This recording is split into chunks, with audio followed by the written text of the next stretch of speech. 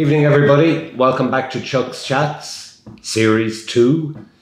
I'm joined this evening by County Limerick's finest, our current Clubman of the Year, the wonderful Paddy O'Brien. Paddy, you're very welcome. Thank you. Good to have you here. Tell us, Paddy, your background. Bective. You joined in 67 and why Bective? What's your story? 66, I came to Dublin and started working in John Jones Limited Builders in Rathmines Road. Okay. And there was a director there, Dickie Roach. I think he got 3 caps for Ireland, 2 or 3 caps for Ireland. He was a cockman. Okay. We won't hold that against him. He was my boss man then, and I did show an interest. He was saying, "Are you playing sport or whatever?" And I said, "I played a little rugby in St. Munchin's College, not much. Played hurling and football at home in my own parish." And then, but I had an inking beyond GA to see what I could do with rugby. Yeah. Munchin's a good school. Axel came out of Munchin's. Great, good school. It was, we played hurling there. Not much football, but we played hurling and rugby there. That's where I learned whatever bit of skill I had in rugby. Okay, so you moved up to the Big Smoke. Moved up to the Big Smoke. Got playing here on the third days of B's, whatever it was. Why here, Paddy? Why Bective? What brought you in here? Probably Dick Roach. And, was he a Bective man? Yeah, oh yeah, and he got a cap from Bective, yeah. He got 2 caps, I think, and he was a Bective man. Okay. And a very great member. And he turned out to be a great boss to me. Okay. I learned my trading quantity surveying, went to Bolton Street at night. Yeah. Walked in John Jones's during the day, every day. And that's the way I trained. Loved it here when we settled in. It was a lovely mixture of rural and Dublin people here. Correct. That's what I love about this club. It's like you move into the zoo, like everybody was named by his animal. He was the badger of the trout, or the whatever. There was every animal in the world that was used here. Did you have a nickname yourself, Paddy? No, didn't have a nickname myself, no nickname. Okay. No, didn't ever stick with me in the lab, nothing on me either.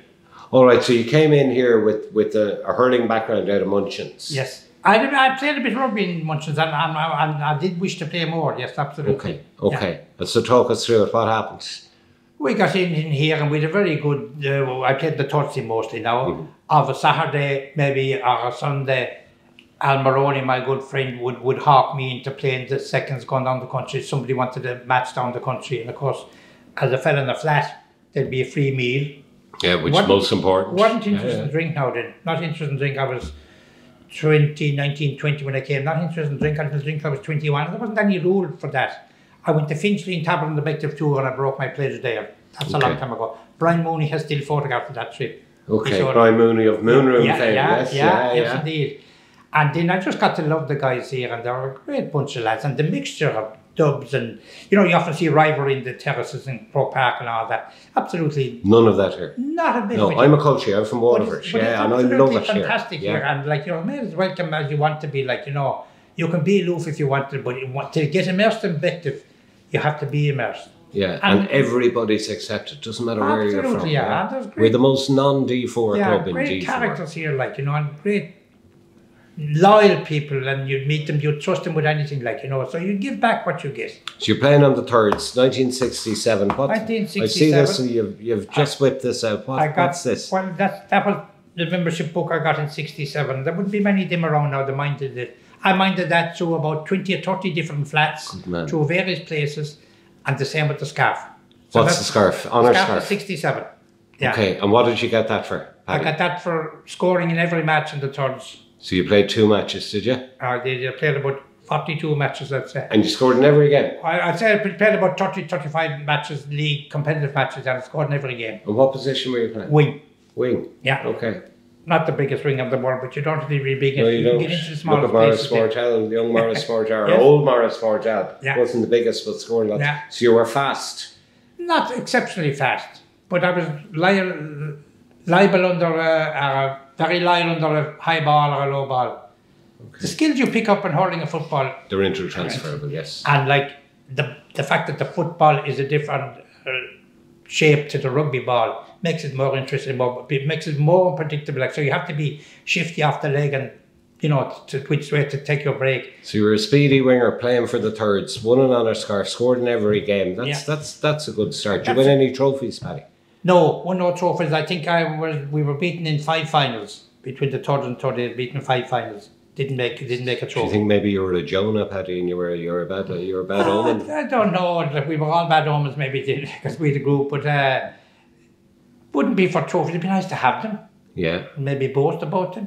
Yeah. They're not the bigger picture. Okay. The way I can reflect back and.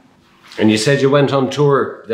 Brian Mooney. Yeah, I remember right. You went on tour and you broke your pledge. What age were you then? I'd say I was 19, maybe going on 19, 20.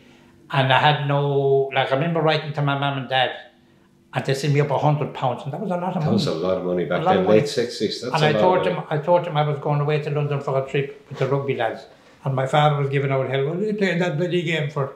Now, your father's a GAA man, was he? A great GAA man, and an old IRA man. That was when he died there. That was his picture when he passed away there about 40 years ago. Yeah.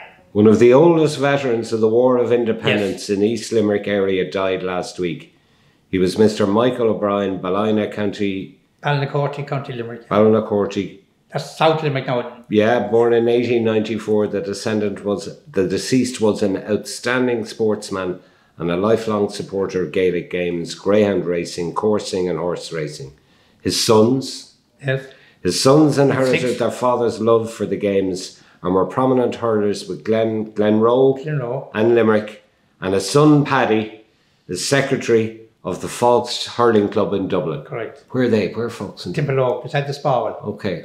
Yeah. And when you said you came up, you were in the bedsitter flat in Rathmines, so that wouldn't have been too far away. No. That's a great thing to have. Yeah. That's a great thing to have. Now, he was a dispatcher for the IRA, and he would ask us to walk cattle from home to Mitchellstown. This is for the millennials and the generals. This is the old IRA. Yeah, the old IRA, to be very clear about important. that. Yeah. It's important. And he would get us, we'd get a day off school from the teacher to say, look, we to go to the fair with our dad.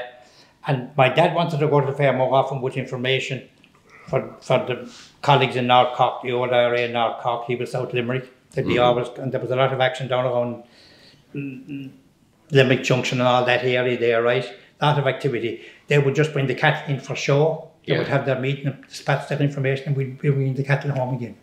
Yeah, so that was a complete ruse, like the wooden horse to never be caught, they wouldn't meet for anything else. They wouldn't ride serious for thinking, Paddy, in the field, and I often remember him telling us that. He didn't tell us much more. He was private enough about his activity, but he was a dispatcher. That was his full activity. Okay. And he got a rifle salute at the graveyard for that. He has a medal.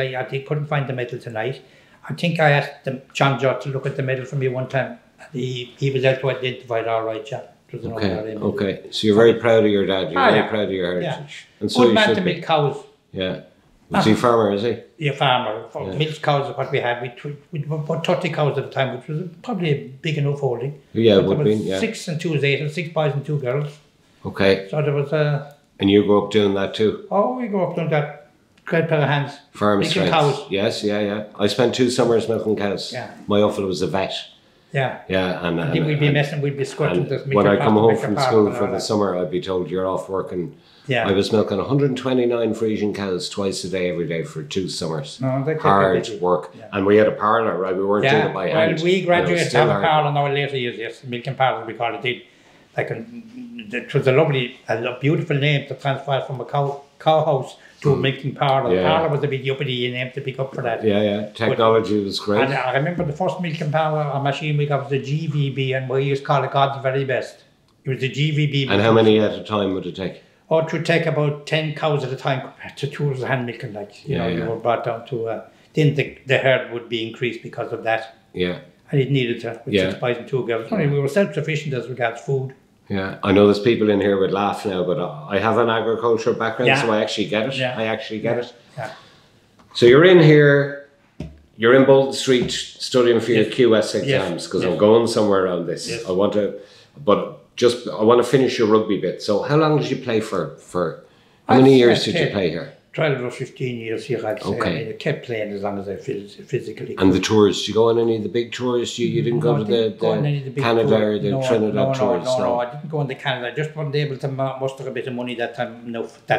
I had the cheek task for a year or 2 later. We went to Finchley and Tabard. That was the best tour I went in. Where? The Finchley and Tabard in London. Okay, yeah. So there I took my pledge left me. And you haven't looked back I since? haven't looked back since. I hope it was Guinness that you broke your pledge for. I'm not too sure. No, in England it probably wasn't. It's probably one of those ale yeah. yucks. Okay, so when you finished your playing career, did you get married, have kids, disappear and come back, or did you stay here? I married my current wife and my only wife that I had and likely to have. One is enough, Paddy. Met her here. You met her here, out there in the dance on a Saturday night? Yeah, we came Tell us that story. Here week after week after week. Tell us that story. So who picked up who? She picked you up or did you pick her up? I don't know who picked her up, and we picked each other up, I'd say. Fell into each other. And she'd be down here a fair bit. I remember when my dad died, so she came down and told me, I remember she knew where to go and where to find me, And when she was working, was she a country girl as well, working up here? Galway girl from Ballinasloe, just outside Ballinasloe, the village of Auckland. Okay, so you've good blood, Limerick blood and Galway blood. Yes, because this town is full of country people. Yeah, it's what makes this town. Yes, absolutely. And all the D4s, they've actually got country blood in them. They just they don't want to admit it. Okay, so what did you do then when you finished playing? Did you go on the exec? Were you coaching teams, or were you just a pavilion member? I kind of slanted towards the GA club then in those years. And believe it or not, I built that clubhouse in Timpalogue for Fox. Fox, yeah.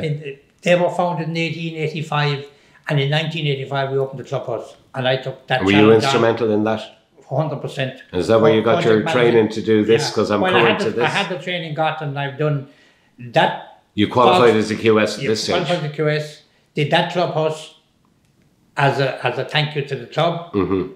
Did this clubhouse as a thank you to the club, and I'm now doing the hinge. Thank you to the club. To the golf club, Jesus, Paddy. Fair man, because... And I do it voluntarily because I got so much enjoyment out of it. Well, that's where I wanted to go, because I want to discuss this and this fireplace. I don't know if you can see it. This only came in last year. Yes. In a project that started as, let's fix a leaking roof, which morphed into nearly a complete refurbishment, which ended up with the marble fireplace going in nearly at the end. Talk us through, and this is the bit that I think people who are watching this will be interested in, because we all know we were saving for years to get a new roof. Yeah. And then things suddenly started happening here 18 months ago. Well, they had to happen in the sense that we were firefighting it with bits and pieces. I had a few friends who'd owe me a favour, and they'd be doing work for me, and I'd say, lads, I need your help for a day, there's a bad leak here. I always got them out. They wouldn't get any money, but they'd get the next job. Yes, but there was no money for this job. It would be a couple of minutes for it. It could be a couple of €100, could be a couple of €1,000, but they never had. I had always great presence of mind to give the guys who can do a good job, give them a fair price and pay them. Don't mess them about. You'll always get them back. So even when I was in here, the roof in this place, 30 years ago when I was running around here, like the roof was the problem. And I don't know the background, that's why I want to try and tease it out here. I think this club was rebuilt in 68 after a fire, is that right? There was a fire in 68. Which is the year you joined us? Yeah, that's right. And so when I joined in 66, there was a fire in 68 down at the far end there, And it was basically that big changing room area. And that was the only refurbishment work that was ever done here since I joined. Okay, so we fast forward. It's only nearly 40 years. 65, I think they finished the extension and the last bit of building work they did there. Okay. Right? And there was no work done since. There was no maintenance carried out in it. The water was getting in the car. We were firefighting bits and patches here. We were firefighting along the columns there at the far side and all that. It was really, really in dire straits now. And fortunately, unfortunately, there wasn't the presence of mind in that era, like that we had to build up a fund to do it. And thankfully, like there was foresight maybe in Jerry Quinn when we got the sense to buy Glen Muck. That kind of put a little money in the pocket, even though we didn't know it. Land. Yes. Land in the country is valuable. Land in Dublin is more valuable. Correct. And eventually, that's what funded this. So how did it start? My understanding is it started as we're putting a new roof and then everything changed. Yeah, we contracted for the roof. We went to tender and got 3 tenders for it officially. And Tony Brew couldn't do it. Ellenfield Construction, he's a member here, a very good member here. He couldn't do it, and he said he did a heavy job in the Mater Hospital. He did a lot. He still does a lot of hospital work, theatres and that. And they're very specific. If you tender for them, you get the job, you just can't mess them about because they're critical to their survival, like and having stuff ready for patients and all that. So Tony withdrew fairly early on. He said, Paddy, I won't be able to do that job. I said, that's okay. So anyway, we ended up negotiating with Greenock Construction, whom I knew. Okay. Right? Got on well in the job. We tendered officially for all the roof and the windows and external doors. And was this adding the replacement window? No, that came on as an add-on. Okay. So initially it was just change all the windows and put a new roof on. And that's what we tendered for and contracted for, and we had 3 tenders for that. Pat was the next man to do it, so I know Pat through construction work. And we were pals for probably, I'd say 50 years. I knew his ability. So there was trust on both sides? There was trust on both sides. Sadly, it broke down in the end, but there goes. You know, not the end of the world for us all. Then it kind of, there was one of the builders put his foot through the bar there. I didn't even realise it was in bad shape. Like, you could catch some of the timber there and it's crushing your hand. Woodworm. It was ripe with woodworm, right? So that was one of the things that led us on to that. And then, like, we had, the floor had about 20 patches on it with tape marking, don't dance here, like, and you're dancing as if you're going to be watching the whole on the floor. That floor, to be fair to it, got a lot of hours, a lot of mileage. It was lethal, and for sanded more often that we were down to tin paper nearly. When they sanded it. So that was kind of one led us on to the other, and then there was only one way to do the whole thing if we had the money. And in fairness to the lads, I kept them abreast of costs. I did an overall costing for them. At the crucial stage of kind of finishing up the phase that we wanted to do, we had a departing with Greenock because I couldn't agree with them. They were looking for a lot more money than I was willing to pay. And that's, I'll say all about that. That was, I walked off the scene. But that happens. I walked off the scene. I said, lads, you negotiate that. I would stay away from it. So they negotiated that. Okay. That's enough to be said that the club was satisfied and the builder must have been satisfied. He got paid, good luck. Hence the longevity in finishing it off because the builder was gone and I was doing the builder, getting the subcontractors in, it's still going on.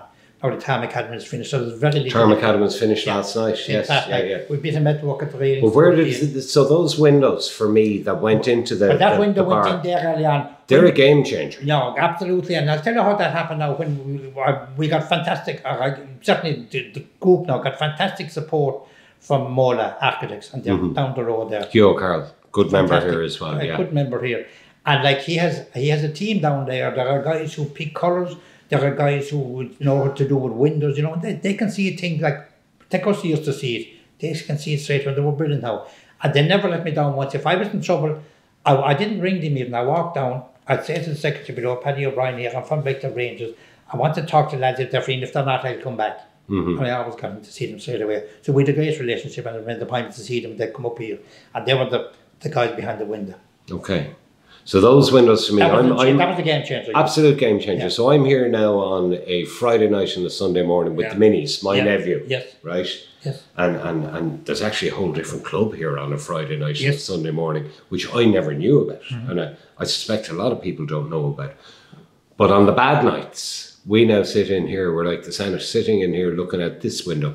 But in here, you have all the mums and parents and the other kids who are not playing, and they're all looking out and watching the Minis. Yeah, fantastic. And those two windows changed everything. Yeah. They threw a lot. I'm not a Dermot Bannon lovey, but they threw an awful lot of light into that room. They threw light into it, number one, and they threw, like, the people can see the match without going up, because in the rugby is played in the winter season, like, and the winter isn't too pleasant in most places. Not in this country, no. So like it's a great saver, and they can be in the comfort of the thing, and other kids can sit in and watch it, and you'd witness it. The fire is gorgeous here. You sit in the fire with them and look out that window. I'm getting to the fire. I'm getting to the fire. So and you won't buy that. The game changer windows for me in the main bar. And also we changed the windows out here to full length floor to ceiling, which are another game changer. Yes. Fantastic, We ended up replacing the floors throughout. Absolutely. We have new furniture in here. The whole place has been painted. Yeah. But the piece de resistance, Paddy, without question, is the marble fireplace. Talk me through that story, because I was here last year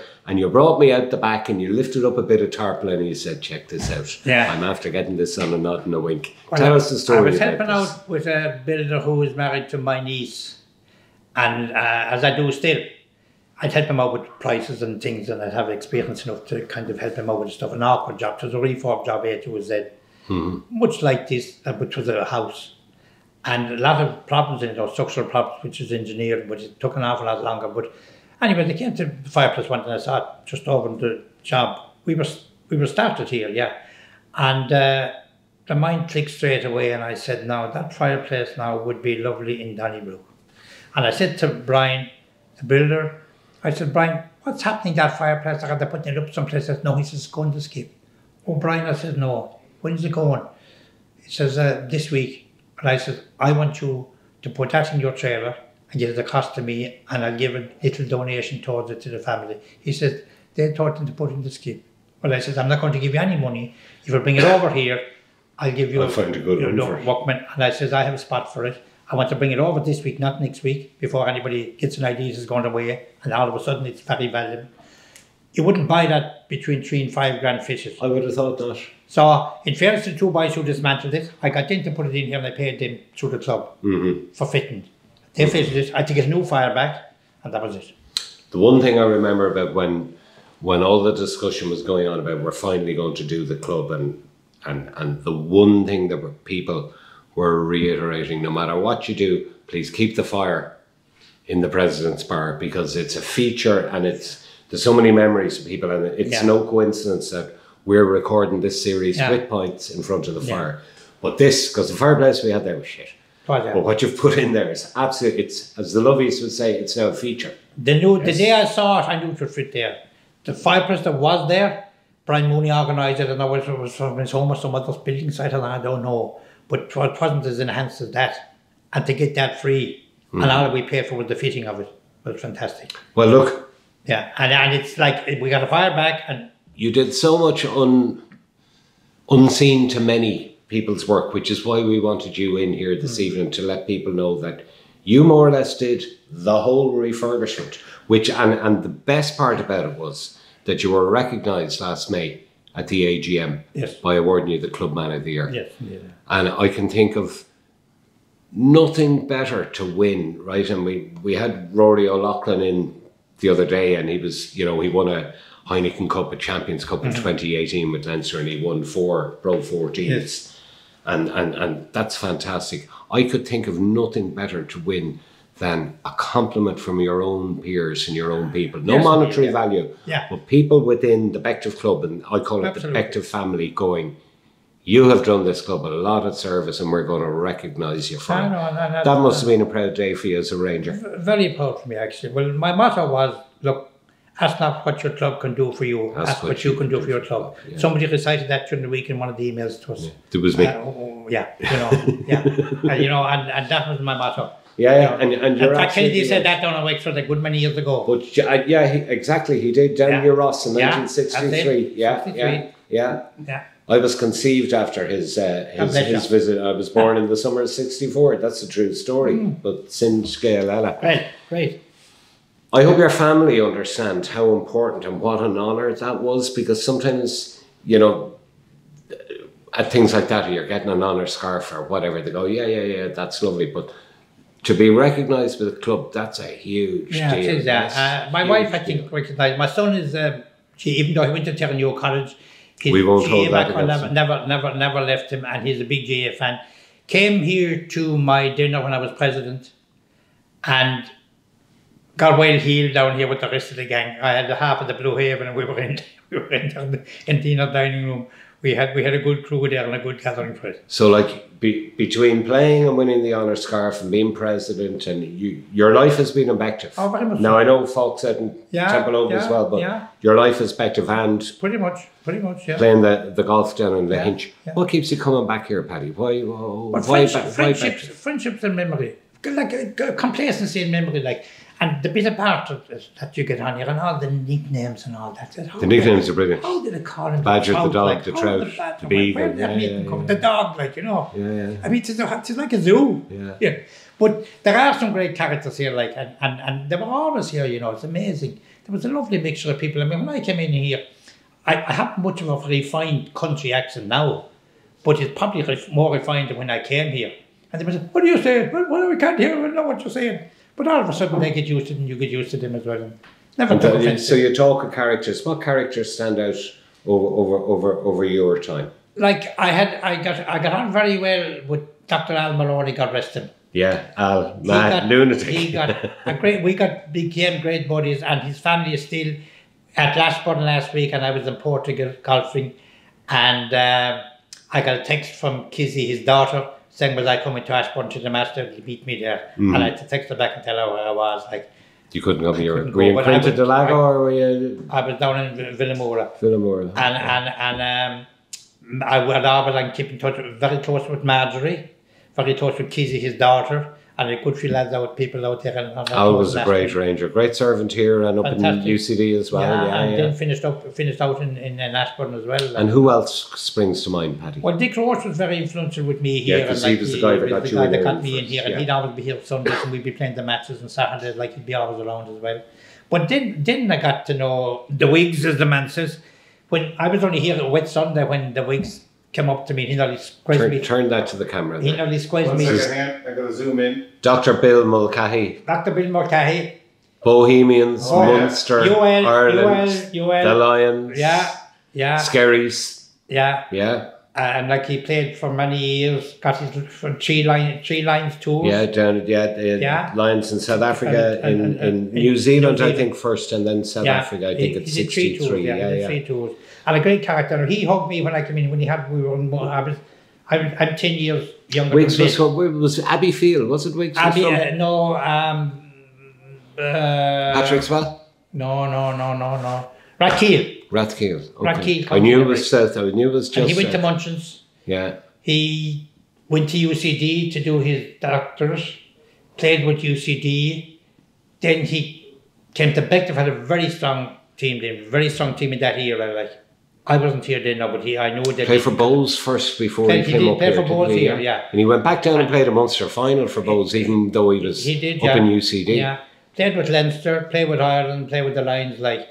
And like, he's the guy, when I came here and he had that with St.Munchin, he put his arm around me and squeezed me to death, like, and we'll have you. I must say, look, if you're good enough, Paddy, we'll get you up the line.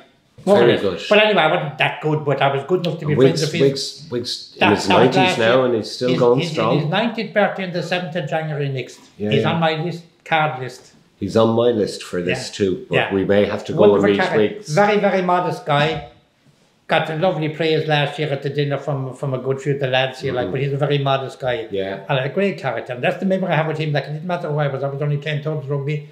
He hugged you. And his son, young Billy, was a fine player too for Skerries and Connacht, I think it was. Yeah, back in the day. That's right, yeah. Okay, and anyone else? Him and Al Maroney, like, but I've made loads of friends here with still, and I still love the club, like, and that's why I had no inhibitions of helping out the club where I knew it was in my part. Now, we had a huge team, not to say that Paddy O'Brien did all this, I want to make that clear. We had Mola Architects. Yeah.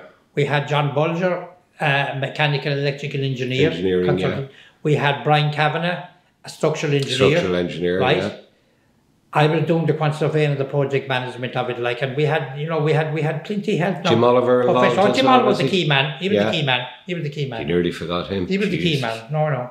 Jim Oliver was the key man, and we would report to him, and that was the track we held all the time. But I think it's brilliant. So you've listed off 5 Rangers, basically. Oh, yeah. So this was an in-house job, 5 Rangers. An in-house job, and charging little or no fees, probably for the love of the club. Certainly no fees. Yeah. Was charged by any of that team. Isn't that great? And I never had an ambition of getting. If I wasn't doing this for fees, if I was, I'd probably have made a bags of it. You know, it would never enter my head where I got my enjoyment since 1966 till now. So you're 40 years here, 42 years here. I'm doing the sums in my head. Yeah. And you're still going strong. Yeah, thank God. So we've spoken about characters. Talk about players, Paddy. So you've seen players come and go. Who are the players that stood out for you here in Bective? And it could have been someone on the 4Ds, or it could have been somebody playing for Ireland. Louis McGee was a great player, actually, and I remember a famous little story when I was throwing the ball. Sometimes I get on the seconds and Louis would be on the seconds. And of course the winners threw into the line-outs threw in the ball. Yeah, I remember those. And Louis' dad would be on the terrace out there, like, and to be on that pitch or whatever pitch, and the wingers threw in the ball in. So if Louis caught the ball, it was a marvellous catch. From the major. Louis, from the marvellous catch. Accent, marvellous catch, Louis.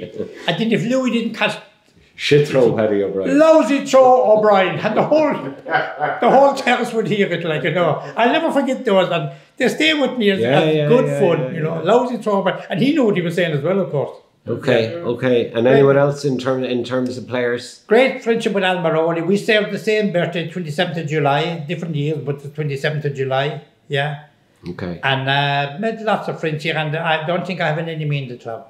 I can absolutely agree. Now, I'm only back a few years, haven't taken a 25-year hiatus, but I did 10 years before that. Yeah. There is nobody in this club that have a bad word to say about you. And that's kind of unique. Can't give many a reason even. It's not because I'm doing the club for free. I'm doing it for the club's sake as a good member. And I got so much out of it. And it's nice to be able to give back. As playing junior rugby, and you can, like, people think you can't get much out of it if you're not playing single rugby. I see that as maybe a load of heap of pressure that often can't handle. Yeah. Playing junior rugby or playing in fucking China. Doesn't matter what team you're on. Doesn't matter what team you're on. Never worried me what team I'm on. And the longer you're retired, the better you earn as well, yes? Exactly. So, I mean, it's for enjoyment. The sport isn't for winning. It's for enjoyment. I often say winning helps to keep the team up and the status up. And while we've the club nearly finished now, and hopefully the next thing will follow will be the team. And they're building and they are getting better, absolutely. But we've the foundations, the physical foundations are now in place for us to step to the next level. Absolutely. The foundations behind the team. We have S&C, we have Steve Rattigan, who's kind of like you to the team. He's doing everything in the background. Nobody really knows what he's doing. We have all the structure. We've got 3 coaches. We've 3 S&C people. We have all the structures in place. And we will get there. Yes. May not be today or tomorrow, but we'll get back up there. But you're right in saying winning is not everything. No, it's not because the spirit is we there went through a fallow period for, in the mid-teens. Yes. Yeah. Few tough years now that I wouldn't like we've rebuilt this club, not just structurally, but in terms of personnel, in terms of character, in terms of soul. Yes. Soul. Yes. Brian O'Brien used to talk about Munster, and he said the difference between Munster and everyone else is Munster rugby team had soul. And I use that same comparison with this club. Best decision I ever made in my life as a young buck back in the early 80s was walking in the door here. I consider it family. I found my tribe. And I suspect you're probably the very same, absolutely the very same. And I find it no burden to come here and do work. And if there's more work to be done, it'll be done. Oh, no doubt, Paddy, if there's more work to be done. The big advantage I had was my contacts in construction and dealing with reliable subcontractors who can do it for you, particularly when we the breakdown with the builder and with the finishers. And you make sure all the subbies got paid? Absolutely, and none better. We had a wonderful treasurer in Marisa, and we have a wonderful treasurer now. And I say, I sign it off, I send a copy to Declan and to Steve for clearance. I CC them on it, and the thing is paid without anybody knowing about it. And every one of them, we must have maybe 120 different checks made out to different people for the few years. Every one of them have come back and saying, fair play to Bective, how prompt they pay. On time and in full. I called them again. Yes, they will come to you. They'll come to me. Yeah, and that's important because people buy from people no matter what. Quality work and prompt payment and then not be messing them. That's what people remember. Doesn't matter about anything else. And the quality of the work to me seems to be excellent because I'd be a neat freak and an OCD nerd. And I remember coming in last summer having a look around going, there's a few snags left to be done. They're all done. We got the new paving out on the veranda has gone in. The tarmac has gone in out of the car park. I'm thinking we're nearly finished. Nearly there. We have a bit of railing to put back up there where the wind knocked it down, but we had to do that storm job in the base anyway. And we have a gate here at the ramp to do going down to the keg stores in case kids trip over the step there. And the men's shed have done a great job developing out the back now out in a barbecue area that we didn't have. That's all there, and we can cover more of that when we want to. You know, it's nice and they can relax. And they do use it now, not enough now, but I think when the facilities increased a bit and a bit of momentum takes up, they'll do it. Yeah, they did use it this summer now. So look, I'm not trying to kill you off, but I think people would say Paddy O'Brien, he has done his. I've done some service. What was that Charlie Hoy when he was that gangster when he was leaving? He was quoting O'Tella. I've done the state some service. They know it. I think we would say that about you, Paddy. You've more than repaid whatever you've got out of this club in terms of your life and the crack and meeting your wife here. You've more than given that back to Bective. More than given that back to Bective. And I'm happy to have them. Well done, Paddy. Pleasure. Lovely to talk to you. Thank you. Thanks. That's a wrap. Thank you. I didn't tell you. I meant to say. Did I tell you I was suspended by the band? No, I didn't. in 71. For playing foreign sports? For playing foreign games.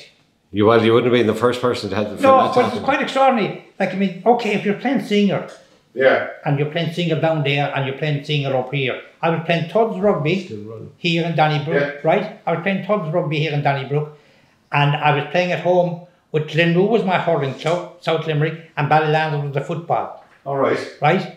And somebody squealed to say there's a fella in Bective Rangers called Paddy O'Brien who's playing foreign games. Don't know where it arose from. But at that time, there would guys go to matches and take your photograph and send it back to the home place and you were suspended. But I got suspended. We didn't give tuppence for the suspension. That happened to loads of people. Yeah. We didn't get tuppence. But I mean, if you're playing single, because you're, but playing Tuds rugby, like, it was just crazy.